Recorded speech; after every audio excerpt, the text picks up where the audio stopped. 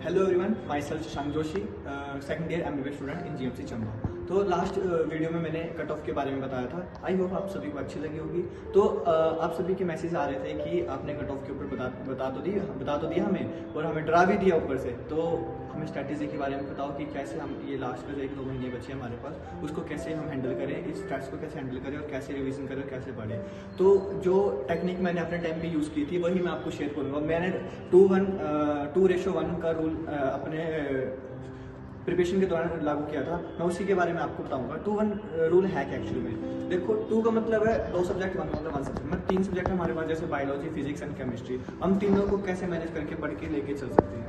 तीनों एक दिन में सब्जेक्ट पढ़ना थोड़ा सा मुश्किल होता है। जिन्होंने बार-बार इन चीज़ों को रिवाइज कर लिया है उनके लिए तो बहुत ही आसान होगा, बहुत आसानी से नीट निकाल लेंगे। लेकिन कुछ होते हैं स्टूडेंट्स ऐसे कि जो लास्ट में मतलब घबरा जाते हैं, उसकी वजह से उनका नीट नहीं निकल पाता है। तो उनको थोड़ा सा पंप की जरूरत होती है, मतलब कोई हाथ पकड़े, उनको खींच ले तो वो निकल जाते हैं। तो उन्हीं स्टूडेंट्स के लिए मैं ये वीडियो लेकर आया हूँ, और बाकी भी देख सकते हैं, सभी के बेनिफिशियल वीडियो है ये। तो मैं 2:1 रूल के बारे में बताऊँगा। 2:1 रूल का मतलब ये है कि 2 सब्जेक्ट्स को आप दिन में मेजरली पढ़ो और 1 सब्जेक्ट को आप माइनरली लेके चलो।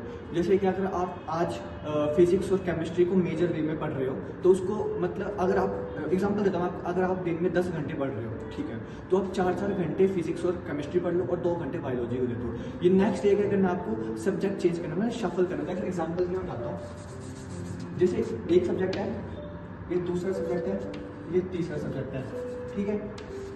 अगर आप पहले दिन में इसको 4 घंटे पढ़ रहे हो, इसको 4 घंटे पढ़ रहे हो और इसको 2 घंटे पढ़ रहे हो, तो नेक्स्ट डे आपको क्या करना है, आपने इस सब्जेक्ट को 2 घंटे कर देना है और इस वाले सब्जेक्ट को 4 घंटे कर देना है। मतलब आपका ऐसा रहेगा कि एक सब्जेक्ट 2 दिन 4-4 घंटे चलेगा और एक सब्जेक्ट आपका 2 घंटे चलेगा।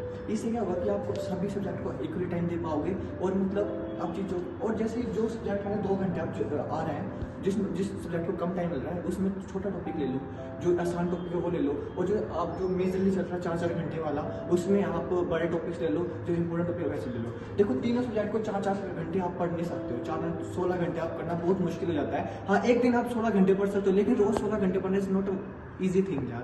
सभी बोलते हैं कि 18-18, 20-20 घंटे पढ़े, ये बोलने की बातें होती है। ह्यूमन बीइंग है यार, एक दिन करेंगे, 2 दिन करेंगे, 3 दिन वो चीज़ सब कुछ छूट जाती है। अभी हम एमबीबीएस में यही होता है, एमबीबीएस टाइम भी हमारे साथ यही होता है। तीनों सब्जेक्ट हमारे 3 सब्जेक्ट हम 3 नहीं पढ़ पाते हैं। एक दिन में हमारा ऐसा होता है कि एक ही पढ़ा जाता है, कभी 2 पढ़ लेते हैं। 3 करना बड़ा ही मुश्किल होता है। इसलिए मैं आपको यही बोल रहा हूँ कि 3 ऐसे मत करो, इक्वली डिवाइड कर लो। जो मैंने 2:1 का रूल आपको बताया, इसमें में करोगे बहुत अच्छी सक्सेस मिलेगी।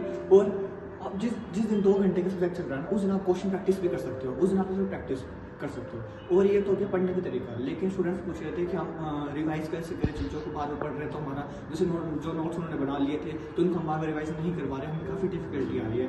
ऐसा होता है ना कि लास्ट में आकर हम नोट्स को बार बार रिवाइज नहीं कर पाते। क्यों? कुछ माइंड गेम है, नहीं होता है। तो इससे बेस्ट ऑप्शन यही है, आप कैसे करें इस चीज़ को, तो आप प्रैक्टिस के थ्रू कर सकते हो। जैसे उस टॉपिक के आप जब क्वेश्चन करोगे ना, अगर आपको जब क्वेश्चन नहीं निकल रहा है तो आप वापस उस टॉपिक के ऊपर जाओगे तो आपको ज़्यादा लर्न होगा एज कम्पेयर टू आपको बार बार नोट्स रखने से। क्वेश्चन बैंक्स लो अगर होंगे आपके पास, बाई पेपर्स होंगे, ऑनलाइन जैसे भी आपके पास है, उसके थ्रू आप प्रैक्टिस करो। प्रैक्टिस करने का तरीका ये है बेटर कि आप क्वेश्चंस करो उस टॉपिक रिलेटेड। जब उसको मतलब आपको डिफिकल्टी आएगी, आप फॉर्मूला लर्न करो, देन आप मूव करो वापस नोट्स के ऊपर। जब आपको मूव करोगे ना, वो जो कंसेप्ट आपने फिर मूव करके पढ़ा होगा ना, वो आपको लाइफ टाइम नहीं भूलेगा। एटलीस्ट आपके पेपर तक तो आपको याद रहने ही वाला है। तो बेस्ट ऑप्शन यही है आपके पास कि आप उसको रिवाइज करो फ्रॉम क्वेश्चन प्रैक्टिस से, तो बाद में उसको मूव ऑन करके वहाँ से लर्न करो उसको। बायो में भी ऐसे करो। जो बायो कैसा है, प्रीवियस ईयर क्वेश्चन ज़्यादा मत लगाना, क्योंकि उसमें पहले ऐसे क्वेश्चन तो एनसीईआरटी के काफ़ी बाहर के क्वेश्चन होते थे, वो आजकल नहीं आते हैं। आजकल पूरा ही एनसीईआरटी के स्टिक हो गई है, एनटीए। तो आप इस चीज़ को ध्यान रखें कि पूरा एनसीईआरटी के बाहर ज़्यादा ना पड़े, क्योंकि अननेसेसरी टाइम वेस्ट वाला थिंग है। और जो आपका फिजिक्स और केमिस्ट्री है, उनके जो प्रीवियस ईयर के 34-35 साल के जितने भी क्वेश्चन हैं वो सारे लगा कर जाना, क्योंकि मतलब आधे से ज़्यादा पेपर आपको उनके पैटर्न के ऊपर देखने को मिलेगा। ये बेस्ट थिंग है उसको अप्रोच करने की। और अगर आपको कोई भी डाउट्स है तो आप कमेंट करके मुझे बता दें, या फिर मेरी इंस्टाग्राम आईडी है डॉक्टर शशांक जोशी 22। तो आप उसमें जाके मुझे मैसेज कर सकते हैं, डीएम कर सकते हैं, या फिर कमेंट बॉक्स में आप मुझे लिख देना, मैं आपको इसकी रिप्लाई कर दूंगा। और ये अगर आपको किसी और टॉपिक के ऊपर वीडियो चाहिए होगी तो वो भी आप बता देना, उसके अच्छे से आपको एक्सप्लेन करते हैं। थैंक यू सो मच, मिलते हैं नेक्स्ट वीडियो में। नेक्स्ट